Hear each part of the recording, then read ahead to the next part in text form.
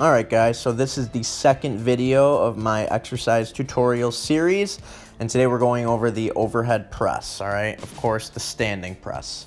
Now the press requires a lot of technique and just good mobility, alright? If you don't have good mobility in your shoulders, the overhead press might not be a good fit for you.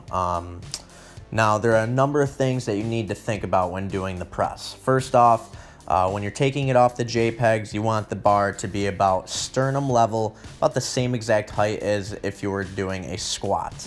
Some people may prefer to set the JPEGs a little bit higher. It's just personal preference at that point, whatever you feel most comfortable with. So for the grip width, you're gonna wanna go about shoulder width, if not a little bit wider than shoulder width. That's personally what I like to do. I go pretty much the same grip width as my close grip bench press would. Basically, you want to think about stacking your joints. So your wrist should be directly above your elbow when performing the press. Now for the actual grip, I prefer putting the bar right in the middle of my palms and having my thumb not wrapped around the bar, but instead it's against my index finger. I just feel a lot more stable with this grip. You just got to remember to have tight fingers on the bar when doing that grip. If you don't feel comfortable performing it that way, you can just wrap your thumb around the bar, but still trying to keep the bar in the center of your palms. Once you feel comfortable with your grip, you're going to want to get yourself under the bar as if you were to do like a front squat, but the bar is going to be right below your clavicle, okay? So right below your collarbone, kind of on your uppermost part of your chest, okay? Once you stand up and the bar is completely off the JPEGs, you're gonna take either leg, whatever you feel more comfortable with. You're gonna step out and back, okay? Because you wanna have a very wide stance. You're gonna step out and back with one leg and step out and back with another. Your toes should be pointed towards the plates, almost at a 45-degree angle, so your hips should be opened up, which is gonna allow you to squeeze your glutes very hard throughout the whole entire set.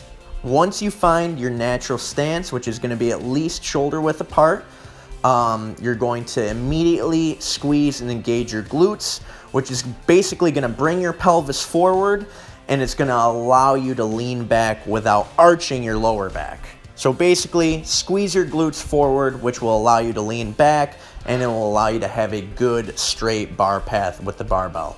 So keep in mind your elbows should be kind of tucked against your lats and right below your wrist.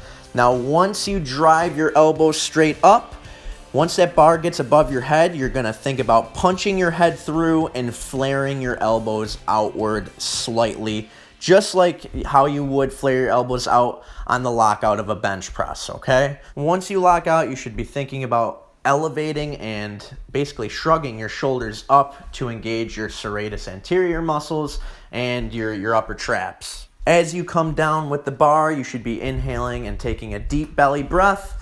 And once that bar lands right below the clavicle again, you perform the next rep. Now, as that bar comes down, you obviously should be keeping the glutes tight, which will allow you to lean back nice and safely, okay? One last thing to remember is to not rest at the bottom of the movement. If you have to rest and take a deep breath, make sure it is at the top lockout part of the movement. And make sure your head is pointing slightly up. You're not looking straight up, nor are you looking straight ahead. You're keeping a neutral spine and looking a little bit above your head. All right, guys, thanks for watching. Hope this helps.